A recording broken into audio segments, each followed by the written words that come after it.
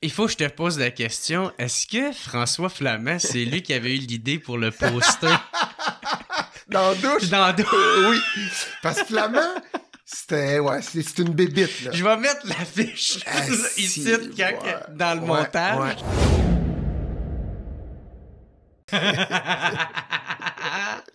Hey, en tout cas, gros merci d'être là, Martin. C'est ça, si on commence avec le début, tu sais, toi, t'as gradué de l'École nationale d'humour en 95, puis ça a vraiment été vite, toi. Vraiment vite. Mais tu sais, ça, je savais ça, mais c'est quoi qui a été vite? C'est que t'as eu beaucoup de propositions, t'as eu un gérant vite, C'est ça, quand tu finis l'école, ben tu fais des shows de l'école, tu sais, puis ça marchait fort, tu sais. Je vois, j'étais avec Mike, les Chicken Swell, Perizzolo. Puis à ce moment-là, t'avais-tu un numéro, 2 numéros? Je n'avais quelques-uns. Évidemment, je n'avais pas tant que ça. J'avais peut-être un 30-40 minutes de stock. Là, déjà? Ouais. Chris, c'est bon quand même. Un an d'école, puis t'as déjà ça. Puis ça marchait fort. Donc, déjà, pendant les shows de l'école vers la fin de l'année, les gérants m'appelaient, tu sais. Puis dans le temps, c'était pas comme aujourd'hui. Tu sais, mettons, Juste pour rire, il y avait 5 galas. Ça a duré 1h30. Puis c'était animé par Yvon Deschamps. Puis c'était vraiment des gros noms qui étaient là. Fait que ça, les gérants, t'avais le gérant de Patrick Huard, le gérant de Daniel Lemay, puis Courtemanche. Tu sais, c'était des gros noms. Fait que quand t'as les 5 gros gérants qui t'appellent, c'est quelque chose. Ah, c'est ça qui t'est arrivé, toi? Ouais, c'est ça. Fait que moi, bizarrement, puis j'étais un gars d'affaires avant d'être un humoriste. J'ai étudié en administration, je travaillais avec mon père. Fait que c'était comme si je magasinais mon gérant. Tu sais, j'allais rencontrer, puis là, je posais des questions. Puis c'est Richard Blot, qui est l'associé... Parce que là, j'étais avec François Roson depuis plus de 20 ans, puis il y avait comme associé Richard Blot. Puis c'est lui qui m'a rappelé ça par après. Il dit, j'avais jamais vu ça. Il dit, tu me posais des questions, qu'est-ce que tu peux faire pour moi? Comment tu vois ça? C'est moi qui... C'est ça, t'avais la fibre entrepreneuriale. C'est ça. Puis vu que j'avais beaucoup de gens qui m'ont appelé, fait que j'ai eu cette chance-là. Puis dans le temps, moi, quand je suis sorti de l'école, l'humoriste le plus hot, je pourrais dire, je pense, au Québec, c'était Patrick Huard.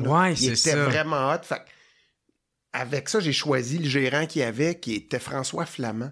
Ça n'a même pas duré 2 ans, parce que ça a été dur comme relation. C'était quelqu'un d'assez spécial. Fait que mais ça m'a fait partir bien vite. J'avais des shows, j'avais des propositions. J'ai fait un gala Juste pour rire. Ouais, pendant l'école? Ouais, Denis Bouchard qui est venu me voir. Puis Denis Bouchard faisait une mise en scène.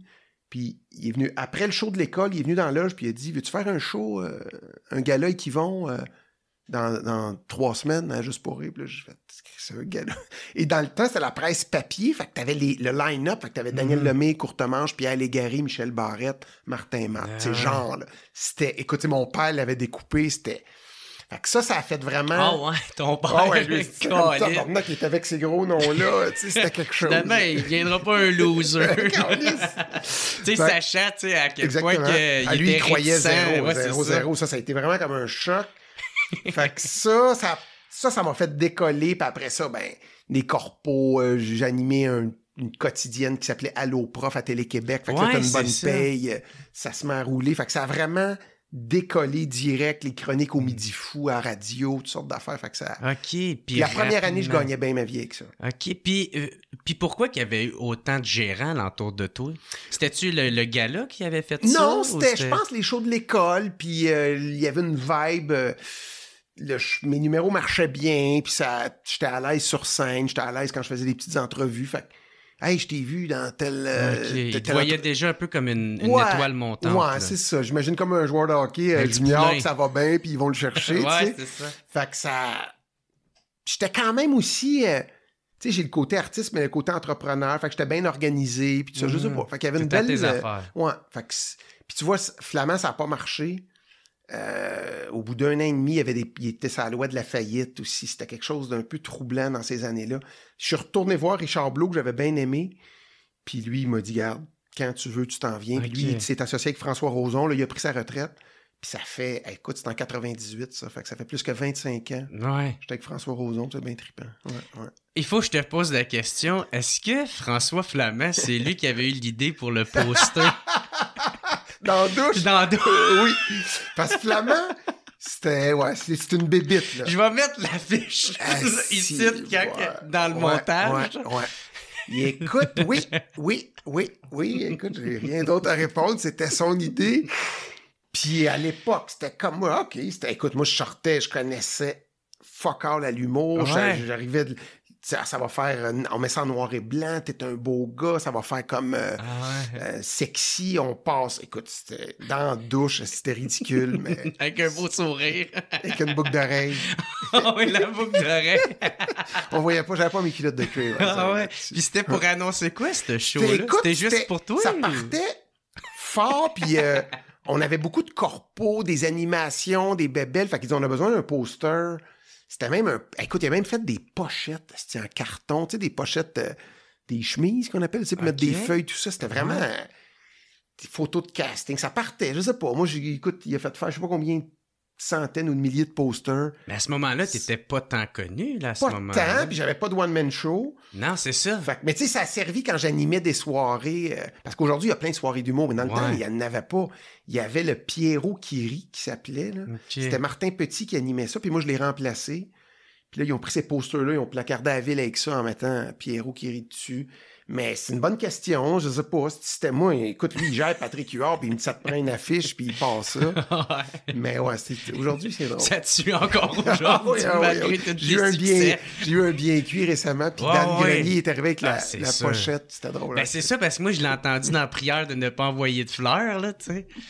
Puis en même temps, Mike m'en avait parlé, Dom Pocket, parce que Dom Pocket, lui, Flamand, il avait dit de faire un genre de soute, là. C'était comme... en tout cas, c'est épouvantable. Ouais, il y avait bizarrement, des très mauvaises idées, ce gars-là, mais il y avait une connaissance de la scène, je sais pas comment dire ça,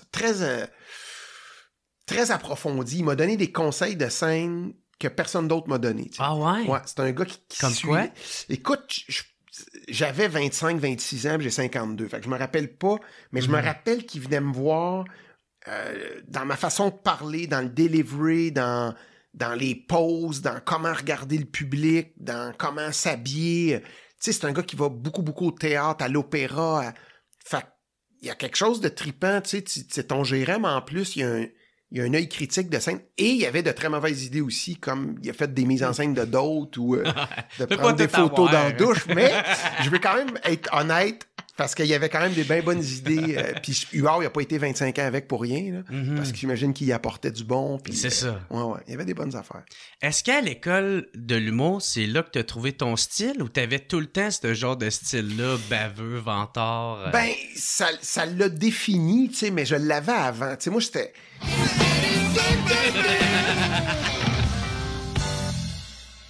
Hey, what's up tout le monde? Gros merci d'écouter et de suivre le What's Up Podcast. Vous pouvez m'aider en devenant membre Patreon. Il y a une couple de forfaits. Il y en a à 3, il y en a à 4, d'autres à 10 et d'autres à 25. Mais en plus de m'aider financièrement, vous allez pouvoir recevoir les épisodes d'avance et pas besoin d'attendre qu'ils sortent en ordre chronologique. Devenez membre au patreon.com/whatsuppodcast. Fait gros merci tout le monde et passez une excellente journée. Oh yeah!